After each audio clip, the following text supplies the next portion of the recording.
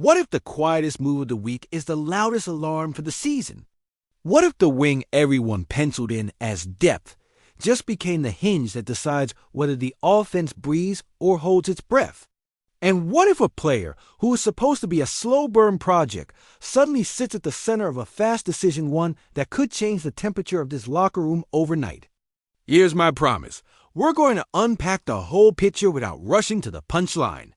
We'll trace the timeline from summer whispers to camp pressure, the rotation math that got complicated, the cap logic that either opens a door or shuts one, and the on-court value that's easier to field than to quantify. No spoilers.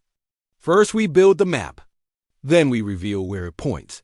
If you're new here, welcome to Lakers News Fan Report. This is where the diehards meet the details. Subscribe, hit the bell, drop a like so this video finds more Laker fans who want the truth before the trending tab does. And let's go to work together. Start with the identity. When this team is right, the ball moves, the floor spaces itself, and the stars don't have to force math that isn't there. That means your perimeter room has to be populated by players who can do three things on command: relocate on time, defend their yard, and survive when the shot isn't falling. Rotations aren't charity. They're earned at game speed. You can't hide on a contender if you're in the action. You're in the scouting report. Now, the profile at hand. He's a movement shooter by nature. Catch set. Fire, but he's been learning the pro game's harder parts. The second read after the closeout. The body-to-body finishes. The footwork that keeps you balanced when defenders shove you off your spot. That takes real time, real reps, and a head coach who insists that spacing is a living thing, not just dots around the arc. The room around him? Crowded.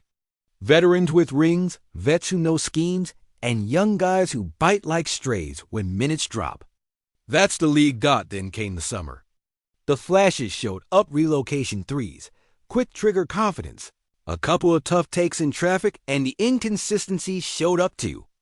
A minor calf scare hit the brakes and then released him, which turned the spotlight from highlights to questions. Does the foot speed hold up? Does the frame absorb contact? Can he guard his position long enough for his shooting to matter nightly? Those aren't Twitter questions. Those are film room questions. And those are the ones that follow you into camp. Camp pressure isn't about panic. It's about sequencing. The staff needs to know who gives them honest minutes today, not next April. That's how rotations set, how roles make sense, and how stars trust a five-man machine. Every internal preview painted the same picture. The door is there, but it's narrower, and you've got to hit it at a sprint. When beat writers and team analysts start asking whether a once-safe rotation spot is now a tight squeeze, that's not agenda. That's temperature. Layer the market noise on top.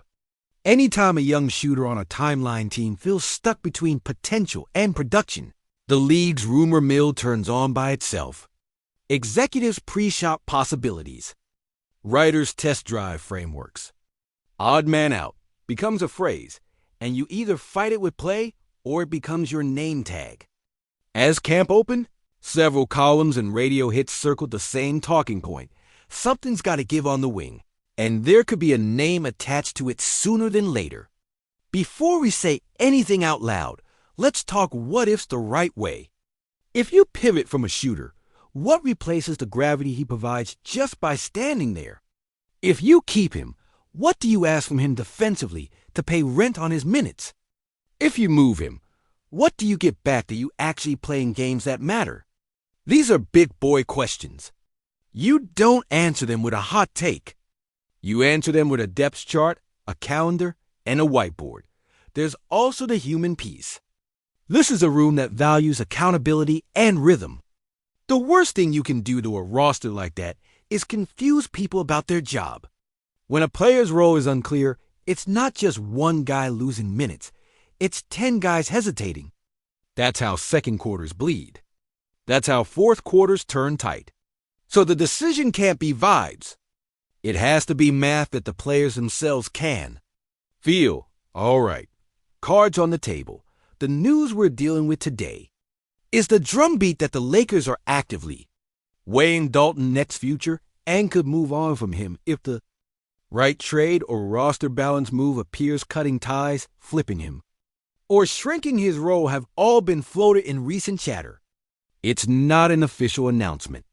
It's a live conversation with real smoke around it as camp lines out the rotation. That's the picture, and it's why the fan base is split between hold and develop and optimize the window now. Let's define our terms so we stay honest. Cut ties, in NBA language, covers a spectrum from pure release, rare and expensive, to attaching him in a value-neutral trade, to moving him as part of a bigger package that solves multiple problems. The credible pieces out there aren't saying done deal. They're saying this is on the table because the role isn't guaranteed, the rotation is tighter, and the team's ambitions are immediate. That framework matters. It keeps this in the realm of planning, not panic. So, basketball first. What do you gain if you move off him now? Potentially, a defender who can swallow minutes on the perimeter and let you keep your base coverages. A secondary ball mover who greases half-court possessions when the first action dies. Or a bigger forward who turns small ball units into lineup weapons instead of lineup compromises. Those are live needs on nights when the stars see crowded paint and hard digs. What do you lose? Shooter's gravity that stretches a defense before the catch.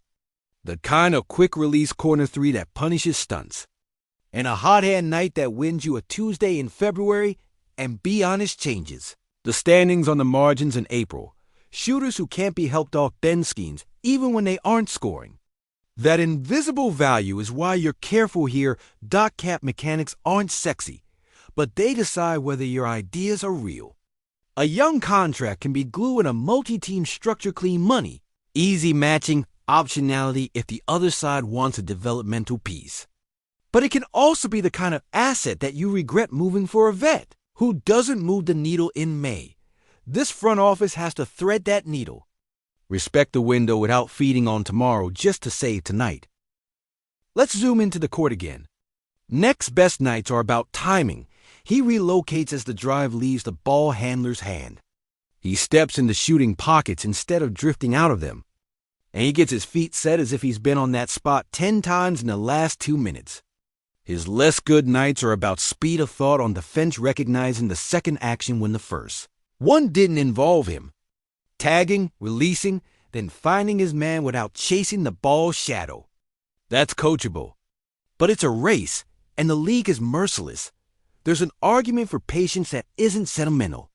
A fan base that's seen titles knows the difference between can shoot and is a shooter. The first is an attribute. The second is an identity. Identities are rare. If your staff believes the reads are landing and the footwork is holding, you keep him, shape his role, and accept the nightly variance now for the payoff later. You can stagger, you can pick matchups, you can choreograph minutes so his strengths are loud and his weaknesses don't get hunted. There's also an argument for action that isn't knee-jerk. If early returns in camp show that you can't survive his minutes against the better wing rooms, and if another team offers you rotation certainty at a premium skill you lack point of attack defense, big wing rebounding, rim pressure from the wing, you consider it. Because the clock on this version of the team is always ticking. And the West doesn't forgive misallocated minutes. Zooming out to schedule. Math. Your first 10 to 15 games will tell you the truth faster than any scrimmage. If he's part of winning lineups, the chatter fades. If he's not, the chatter becomes a plan. That's how the NBA works. The important thing is that the staff defines success correctly, not by points, but by the number of good shots he helps generate and the number of bad ones he erases by being in the right place. Player development isn't a straight line, and it isn't a charity either. If he stays, he'll need to add one thing quickly: a go-to counter when a hard closeout takes away the catch and shoot. One dribble, 2 strides, gather, finish through the chest, or a one dribble pull-up that keeps second units honest. Defensively, the ask is simple and brutal. Contain the first move, funnel the help without over-opening the gate, and force tough passes. Make coaches trust you in the middle minutes, and the end game minutes will come. What about locker room chemistry? Don't underestimate it.